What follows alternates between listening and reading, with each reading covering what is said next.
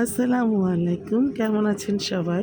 আজকে আমি মূলা দিয়ে একটা মজাদার সালাদ রেসিপি করে দেখাবো। তো এটার জন্য আমি প্রথমে মূলাটা ছিলে ভালো করে ধুয়ে পরিষ্কার করে গ্রেটার দিয়ে ভালো করে গ্রেট করে নিব।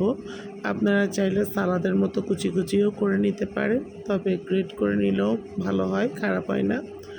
তো গ্রেট করে নেওয়ার পর আমি এখানে সামান্য পরিমাণ লবণ দিয়ে এটা মেখে 15 থেকে 20 মিনিটের জন্য রেখে দিব। লবণটা দেওয়ার সময় খেয়াল রাখবেন যাতে অতিরিক্ত লবণ না হয়। অতিরিক্ত হলে কিন্তু তখন সালাদ মাখানোর পর খেতে আর ভালো লাগবে না। তো যাই হোক, এরপর আমি সেখান থেকে চিপে চিপে পানিটা ফেলে দিয়ে মূলাগুলো তুলে নিলাম।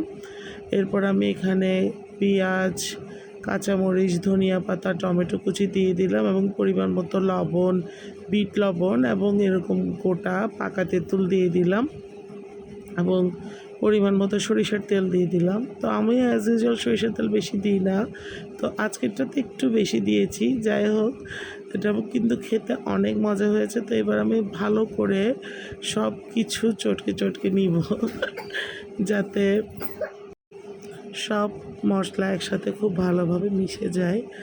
আর তেঁতুলটা কিন্তু হাত দিয়ে, আপনারা যদি চান যে বিচি ছাড়িয়ে তেঁতুলের খোসাটা দিবেন সেটাও দিতে পারেন। এইভাবে দিলেও অনেক মজা হয়, মুখে তেঁতুলের বিচি যখন পড়ে ভালোই লাগে। অথবা তেঁতুলের রস দিয়েও করতে পারবেন। এই তো হয়ে গিয়েছে সিম্পল ওয়েতে আমার মূলার সালাদ বা মূলার ভর্তা। অবশ্যই বাসায় ট্রাই করবেন, শীতকালে অনেক মজাদার হবে। আল্লাহ হাফেজ।